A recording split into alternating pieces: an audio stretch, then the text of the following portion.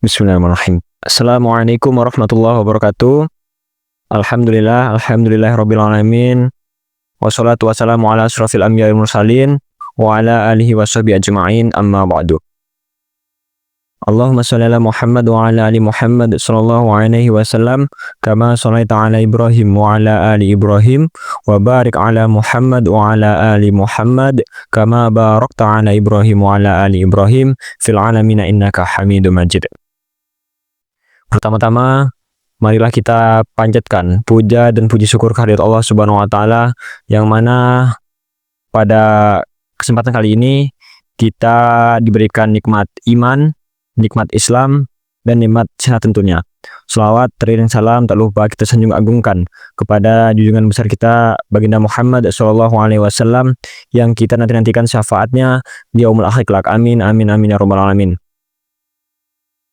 Izin memperkenalkan diri, nama saya Sandika dengan NPM 2421020311. Saya merupakan mahasiswa semester 2 kelas G, Prodi Hukum Tata Negara, Fakultas Syariah di UIN Raden Intan Lampung. Pada kesempatan kali ini saya akan membahas terkait tayamum, yang mana tayamum ini merupakan tugas dari mata kuliah fikih ibadah, yang mana fikih ibadah ini ada dosen pengampu, yakni Bapak Dr. Muhammad Irfan SHI MSy. Pada video kali ini saya akan membahas tentang tayamum, yang mana apa itu tayamum, bagaimana bertayamum, mengapa kita bertayamum, gitu. Pertanyaan-pertanyaan terkait tayamum akan kita bahas dalam video kali ini, gitu. Selanjutnya yaitu tayamum. Apa itu tayamum? Tayamum merupakan bersuci dari hadas kecil maupun hadas besar menggunakan tanah ataupun debu ketika air tidak ditemukan atau air tidak dapat digunakan, gitu. Jadi misalnya ketika masuk waktu sholat misalnya, namun kita ingin berwudu tetapi tidak ada air, di mana-mana tidak ditemukan air, gitu. Musim kemarau lah. Nah, ini ada solusi, ya ini bertayamum. Nah, itu merupakan contoh ketika air tidak ditemukan atau tidak ada air, gitu. Selanjutnya ya ini ketika kita sakit misalnya. Kita sakit namun kita tidak dapat terkena air. Nah, ini kita kan nggak mungkin ya untuk berwudu. Maka ada solusi, ya ini bertayamum, gitu.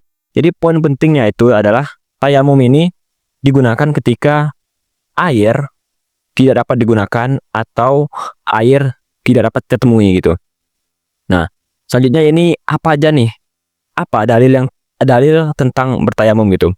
Dalam surat Al-Maidah ayat 6 ini berbunyi, A'udzubillahi minasyaitonirrajim, bismillahirrahmanirrahim.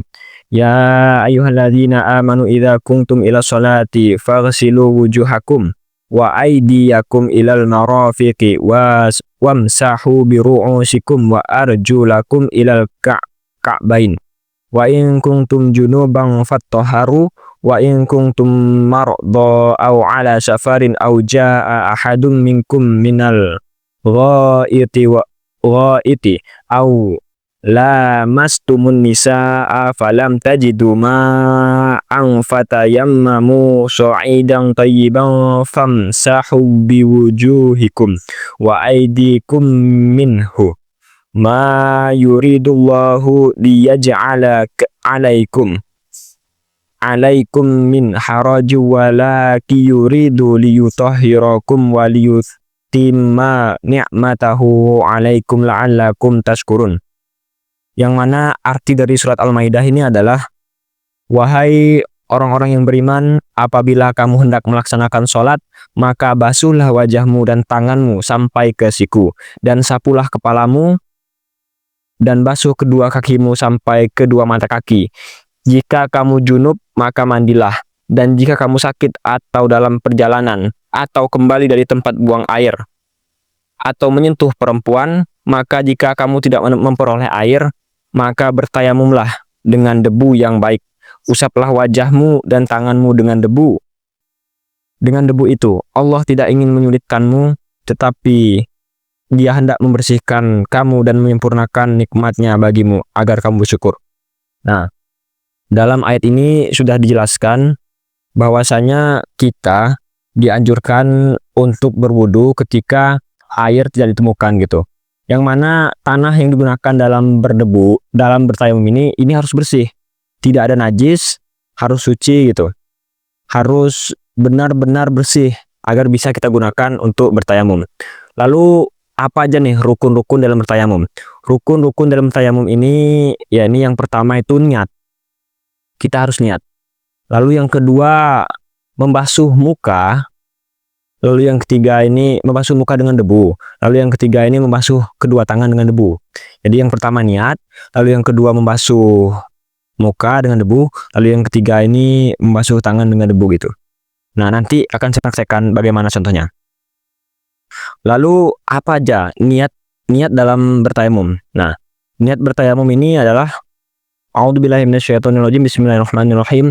Nawaitu tayammuma listibahatis sholati fardholillahi ta'ala. Sengaja aku bertayamum untuk melaksanakan sholat karena Allah Ta'ala. Ya kurang lebih begitulah niatnya. Kalau salah saya mohon maaf. Selanjutnya, yakni apa aja yang membatalkan tayamum? Sebenarnya yang membatalkan tayamum ini sama seperti wudhu. Apapun yang membatalkan wudhu, ini juga membatalkan tayamum. Contoh, ketika kita buang air kecil ataupun air besar, ini kan membatalkan wudhu.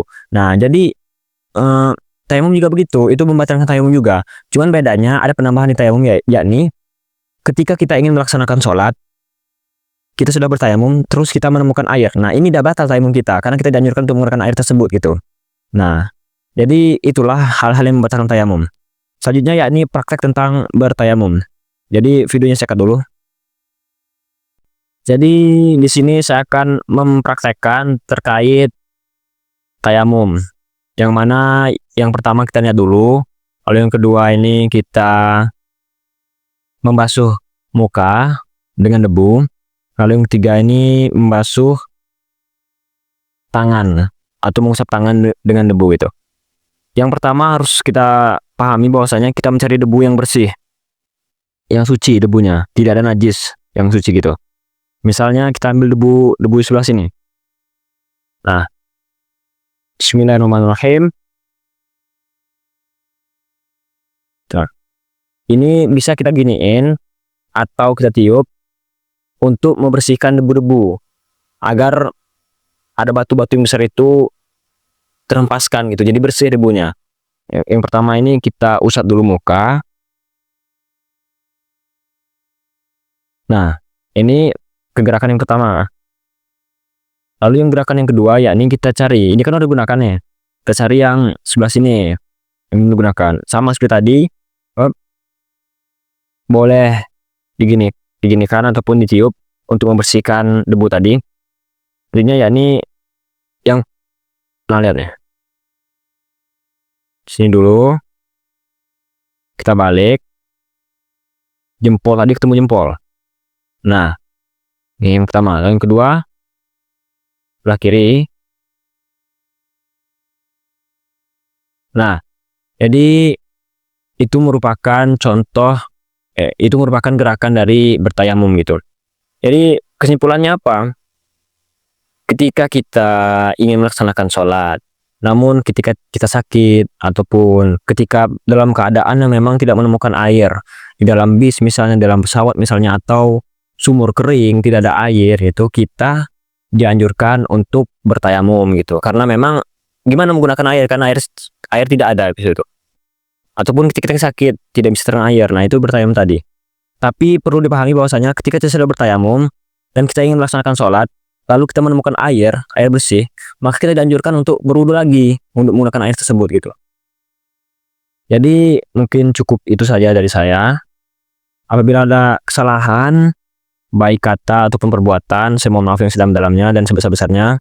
Kepada Allah Subhanahu wa taala saya mohon ampun. Sekian dari saya materi tentang tayamum.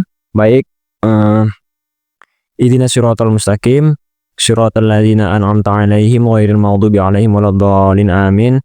Wabillahi taufiq wal hidayah. Wassalamualaikum warahmatullahi wabarakatuh.